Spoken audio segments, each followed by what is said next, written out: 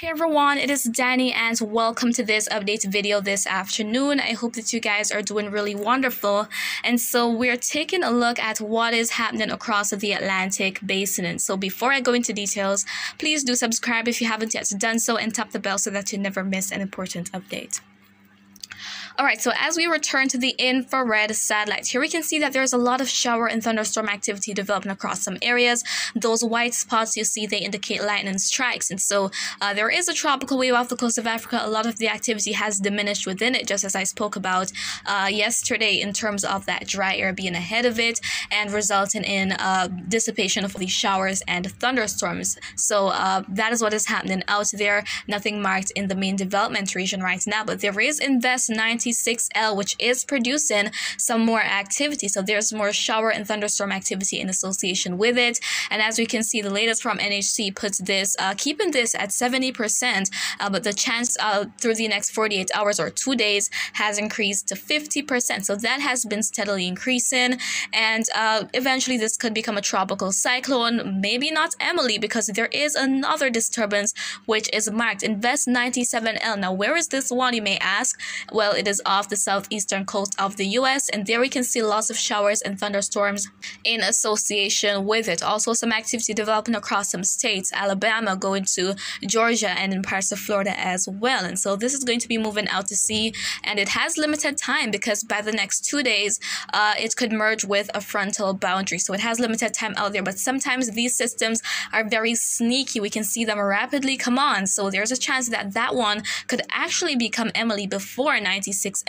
And after Emily, the next name is Franklin. So Emily and Franklin are the next two names to be used this hurricane season. So let's see what's going to be happening with that disturbance up there. But I think it has a pretty good chance. I mean, the chance has been increasing. It was at 20% this morning. Now in the next update, 30%. And once it starts getting itself together, then it will continue. That formation chance will continue to increase. But now we're looking at the vicinity of the Caribbean, and we'll also be looking into northern South America. So here we can see that across northern South America, going to some parts of Central America as well, such as Costa Rica and Panama, and the most southeasterly portion of Nicaragua, there is some activity within the area, likely some heavy rainfall, some thunderstorms across some spots. And as I always say, in the event of very heavy rainfall, there can be flooding across some areas. We see similar activity across Colombia, parts of Venezuela, Guyana, not as much for Suriname, but over in French Guiana, there are some thunderstorms that are going to be crossing over into Suriname. So there is some activity there. Across parts of the Lesser Antilles, the Windward Islands, we can see that there is some activity within the area passing by ABC Islands in the clear. Similar story for Trinidad right now. There might be a bit of rainfall across some areas, but nothing much happening right now compared to yesterday. So at times it might be very sunny, and then those passing clouds or even a brief shower or thunderstorm that could be heavy at times. So that is the kind of activity. We're not seeing anything very concentrated within the area right now. Let's look at this at a wider view, and going up into the rest of the Lesser Antilles, we see that there is likely some cloud cover, maybe with some showers across some areas, but a tropical wave is passing by, so sometimes these blobs could develop and bring a lot of rainfall, which would bring with it a flood risk. And so guys, please stay safe in such an event. Nothing much going on for Puerto Rico, the Virgin Islands, some spots in Hispaniola, particularly for the Dominican Republic, experiencing some thunderstorm activity. A similar story for Jamaica. Let's zoom into Jamaica for a moment. Here we can see all of this shower and thunderstorm activity developing across western parishes. So lots of activity, bringing some rainfall, some thunderstorms, which has been very well anticipated by many of us here because it has been very hot, especially throughout most of today. But thankfully here we have some of this activity offsetting that heat. Unfortunately for parishes over in the east, things are a little bit drier, and all this activity is being induced by a tropical wave which is making its way through. Let's zoom back out.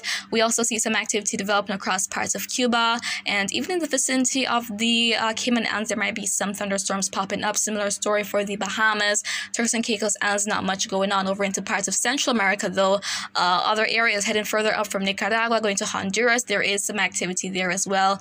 also in spots of Guatemala, Belize, and Mexico. And so guys, that is what we see happening this afternoon. And over in the Pacific, there is Invest 96E, which is given a high 90% chance of development through 7 days and a high 70% chance through the next 48 hours or 2 days. And so it is pretty likely that we will be looking at a tropical depression or even a named storm, as we're going to be heading into maybe tomorrow, going into Tuesday. But the good news is that this is going to continue to accelerate from the coast of Mexico and unlikely to bring impacts elsewhere, at least for the next several days. And so guys, that is pretty much it for this update. And if you have any questions, feel free to leave them in the comments. I will respond as best and as soon as I can. And as always, remember to be weatherwise.